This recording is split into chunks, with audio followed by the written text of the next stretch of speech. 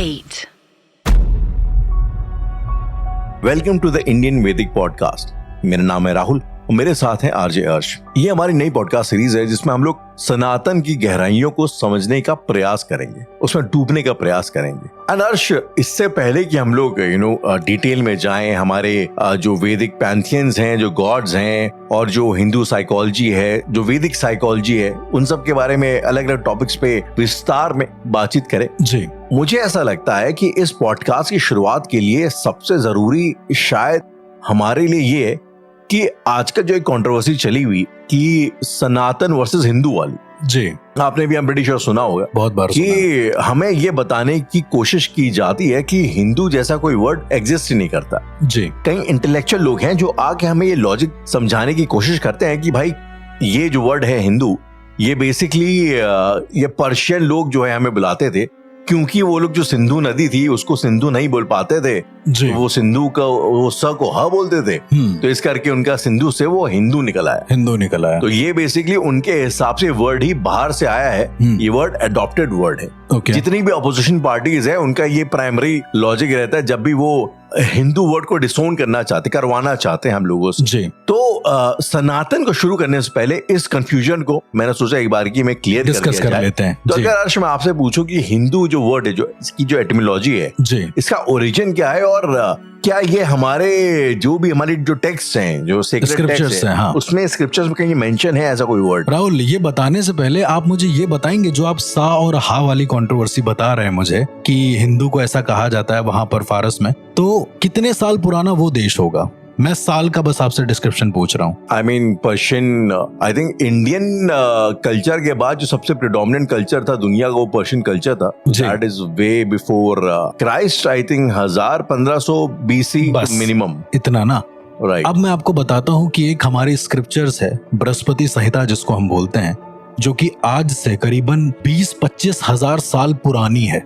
उससे भी पुरानी हो सकती है राहुल, ये अनुमान है कि ये इतनी पुरानी है। उसके अंदर एक मंत्र का जिक्र है और वो मंत्र है, मैं बोलना चाहूंगा उस मंत्र को, वो मंत्र है ओमकार मूल मंत्राढ़या पुनर्जन्म दृढ़ाशया गो भक्तो भारत गुरु हिंदू हिंसक दूषका हिंसया दूयते चित्तम तेन हिंदू रीत रीता। ओके, इस स्क्रिप्चर्स में हिंदू शब्द का जिक्र आया है जी। ओके, तो 20,000-25,000 साल पुराने अगर स्क्रिप्चर्स में इसका जिक्र है तो ये सा और हा वाला कॉन्सेप्ट तो शायद मैं नहीं मानता हूँ उस हिसाब से। मुझे याद है अर्श की जब ये राम मंदिर वाला जो केस चल रहा था, जी, तो सेम लॉजिक वहां भी दिया गया, जितने भी लेफ्टिस्ट हिस्टोरियन थे, तो आई थिंक तब उस टाइम पे राम भद्राचार्य जी आए थे और शायद इन्होंने फिर आके उसको काउंटर लॉजिक दिया था कि ये ऐसी कोई बात नहीं, हिंदू वर्ड हमेशा से रहा है। इनफैक्ट एक बृहस्पति समागम का एक जो एग्जांपल दिया जाता है जी, उसमें भी एक श्लोक है, मेरु तंत्र में भी कुछ श्लोक हैं जो इसमें हिंदू वर्ड वाला हिंदू शब्द का साफ साफ जिक्र है उन सारे बृहस्पति शास्त्र में भी और बृहस्पति संहिता में भी। इनफैक्ट ऋग्वेद के जो बृहस्पति आगम में जो श्लोक है वो बल्कि ज्योग्राफी को भी एक तरीके से डिफाइन करता है। ओके, कहता है हिमालय समार भय यावत इंदु सरोवरम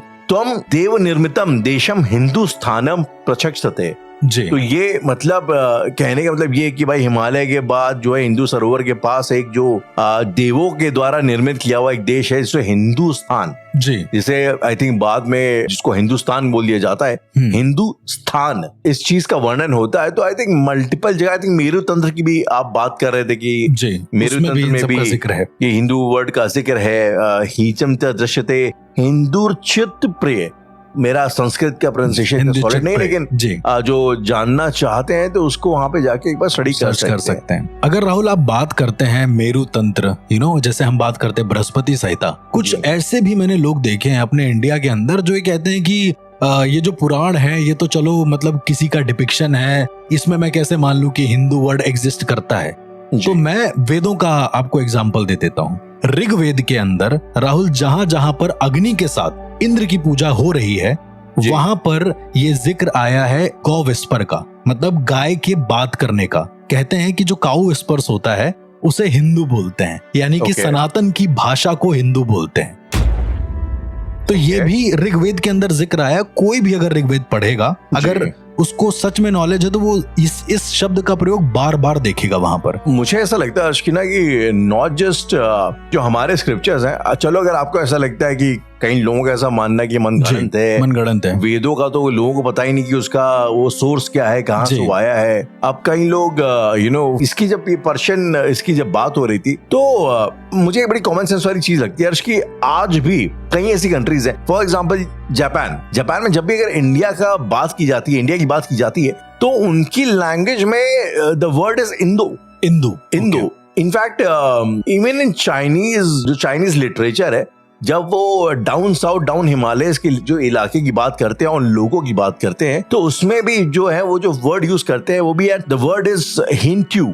अब वो कैसे उनका प्रोनाउंसिएशन होता है उसका मुझे पता नहीं, लेकिन HIEN/TU करके। ओके। तो मल्टीपल कल्चर्स में, in fact even in Hebrew Bible उसमें भी जो है जो हमारे एरिया के जो लोग होते थे उनको हुडू करके बुलाया जाता था। ओके। तो बेसिकली कहते ना कि एक ही वर्ड के मल्टीपल आपको इंस्टेंसेस कई अलग अलग लिटरेचर्स में आपने विच्छेद कर दिए हैं, बस कुल मिला के बात आपने उसका अपनी लैंग्वेज और अपने एक्सेंट के हिसाब से उसका एक अलग विच्छेद कर दिया है। जी बिल्कुल। और जैसे आप मुझे बताते हैं राहुल कि पुराने टाइम में बहुत लोग ऐसे कहते हैं कि अरे पुराने में किसी ने लिख दिया होगा या कुछ ऐसा। भविष्यमालिका, भविष्य पुराण के बारे में हम लोग अक्सर बात किया करते हैं, हम लोग बात अलग अलग हमारे कन्वर्सेशन में। लेकिन राहुल, अगर मैं आपसे कहूं कि भविष्य पुराण के अंदर भी हिंदू शब्द का जिक्र है तो कहाँ पे? क्योंकि पहले मैं बता देता हूँ, जो लोग भविष्य पुराण को नहीं समझते हैं, भविष्य पुराण में कई सारी ऐसी बातें लिखी हैं जो भविष्य में होने वाली हैं। भविष्य मालिका में क्या क्या होने वाला है, क्या नहीं होने वाला, मतलब हम लोग का नोस्ट्राडामस का इंडियन वर्जन है एक तरीके से। भविष्य पुराण में राहुल ऐसा कहा जाता है कि उसमें एक श्लोक है, उस श्लोक में लिखा हुआ है वेद मार्गो अयम हिंदवा, मतलब वेदों के मार्ग पर चलने वालों को हिंदू कहते हैं। ये वर्ड मैंने तो अगर कहीं सुना, भविष्य में भी आ गया है राहुल, तो कुछ ना कुछ तो हिंदू का प्रमाणिक तथ्य मौजूद है हमारे बीच। अब मेरे ख्याल से अब इतनी क्लैरिटी के बाद वक्त आ गया है कि थोड़ा सा ट्रांजिशन करते हैं। बिल्कुल। तो अब बात करते हैं सनातन की। जी। तो अर्श, सनातन का जो शाब्दिक अर्थ होता है दैट मीन्स इटर्नल। इस तरीके से हम शाश्वत जी, जो हमेशा से है, हमेशा रहेगा, हमेशा से था, है, रहेगा। इसको पहली बात तो सनातन से तात्पर्य क्या है? जब सनातन धर्म बोला जाता है, क्या हम ये कहना चाहते हैं जैसे जो कई मैं नाम नहीं लूंगा लेकिन कई सारे रिलीजन्स हैं जो कि ये चीज को क्लेम करते हैं कि God is the only one and nobody else is worth worshipping, जो मुझे शायद थोड़ा xenophobic लगता है। लेकिन अगर मैं सनातन धर्म की बात करूं तो क्या ये सेम चीज नहीं है कि आपने अपने ही धर्म को इटर्नल बोल दिया है? अब बिल्कुल, मतलब अगर आप सनातन धर्म की बात करते हैं राहुल, मेरी नजर में पहले मैं आपको बताना चाहूंगा कि धर्म क्या होता है। Dharma as a law of nature, मतलब वो प्रकृति का एक जो नियम है। जैसे आग का धर्म है जलाना, तो सनातन का धर्म है शाश्वत रहना, वो जो इटर्नल है। तो यानी आपके कहने का मतलब ये कि जैसे धर्म की जो इंग्लिश हम लोग जो उसका ट्रांसलेशन लेते हैं रिलीजन, जी, सो दैट इज नॉट मतलब मेरे हिसाब से ये मेरा पीओवी है।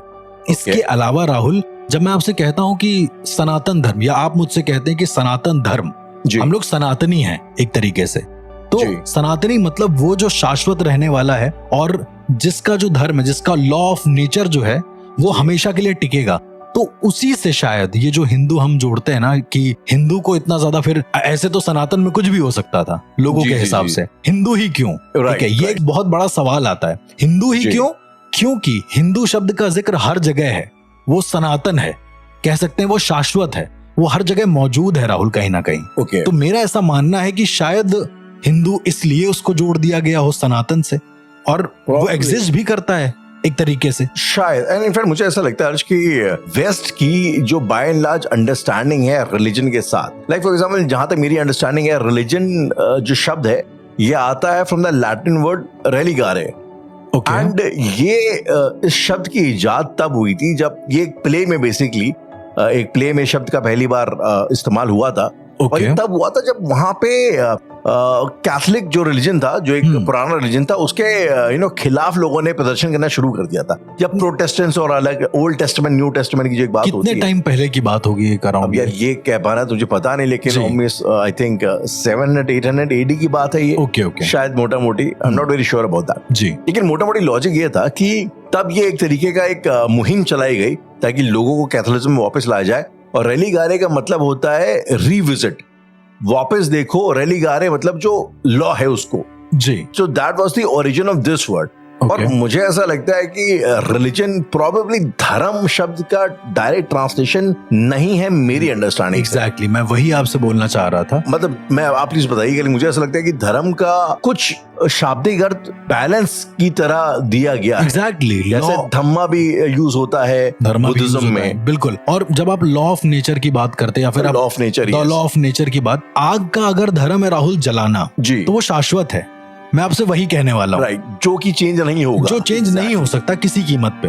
आग सनातन है, अगर आप ऐसे देखेंगे तो। पानी सनातन है, उसका धर्म है भिगाना, तो सनातन धर्म है हिंदू, जहां तक मेरा ऐसा अपना एक अंडरस्टैंडिंग है। अब राहुल, छोटा सा कॉन्टेक्स्ट और मैं आपको देना चाहूंगा। जब वेदों की बात होती है तो वेद आए कहां से ये किसी को नहीं पता, लेकिन उनको लिखित रूप से वेद व्यास जी ने किया है कि उन्होंने कंठस्थ किया और उसके बाद उन्होंने लिखा।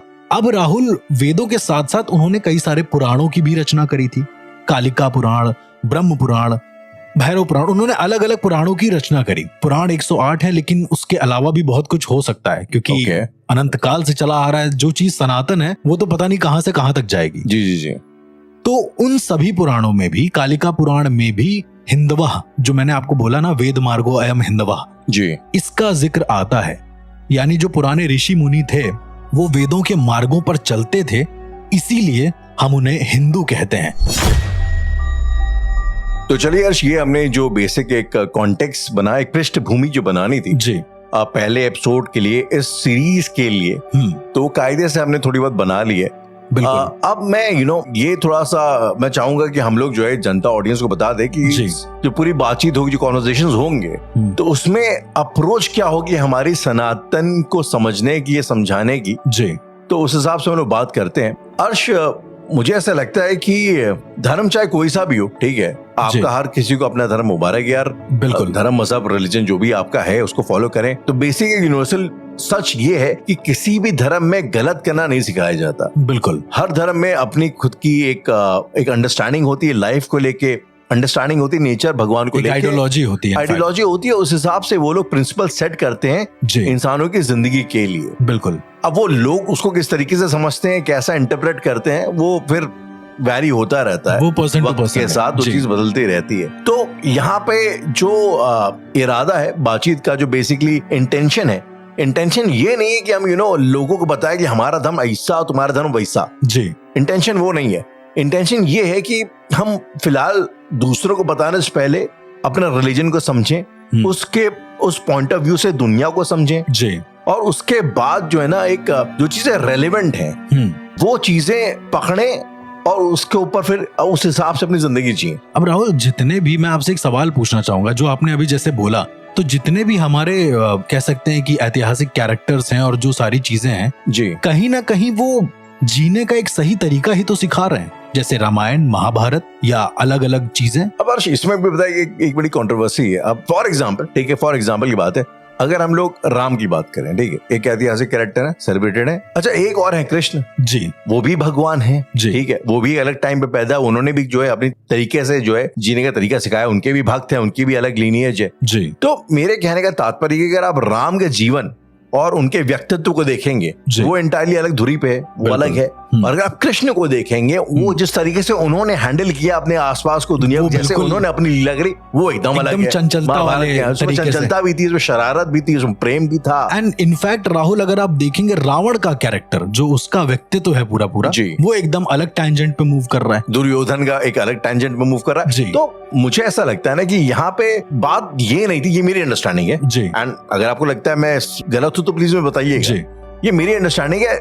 अलग अलग कैरेक्टर्स के माध्यम से अलग अलग जीवन आपको बताए गए हैं। बिल्कुल, अब उनमें से मोटा मोटी तुम्हें क्या लेना है, वो तुम्हारा खुद का विवेक है कि आप कैसे उसका इस्तेमाल करते हैं। ये मुझे ऐसा लगता है सनातन, हम जैसे कई ऐसे रिलीजन है, and no offence to anybody, लेकिन कई ऐसा रिलीजन है जिसमें कमांडमेंट्स दिए जाते हैं जी, डूज एंड डोंट्स। बेसिकली आप ये कर सकते हैं, ये नहीं कर सकते, ये हलाल है, ये हराम है, वगैरह वगैरह वगैरह जी। हमारे में इस तरीके की जो चीजें है ना, इसमें इसके बीच का कहते हैं ना, बहुत धागे भर का फर्क है, चीजें थिन लाइन है, एक बहुत थिन लाइन है, और बड़ी जो मेल्ट होती रहती है। तो वो बेसिकली एक जीवन का दर्शन, इस करके शायद हमारे यहाँ फिलॉसफी को दर्शन बोला जाता है। जी कि तुम बिल्कुल, उसका दर्शन करो, उसको देख लो। अब देखने के बाद तुम क्या करते हो वो तुम उसके तुम्हारा लिए अपना जिम्मेदार टेक हो। है, वो तुम्हारा अपना तुम्हारा टेक है। तरीका है, तुम उसके लिए जिम्मेदार भी हो। बिल्कुल राहुल, जो आपने कहा कि दर्शन जो हमारे यहाँ है, एक तरीके से जिंदगी जीने के एक नहीं 1000 तरीके होते हैं राहुल। जी। एक इंसान को अपनी जिंदगी समझने के 1000 तरीके हैं। जी। मतलब इन सारे पुराणों और ग्रंथों के माध्यम से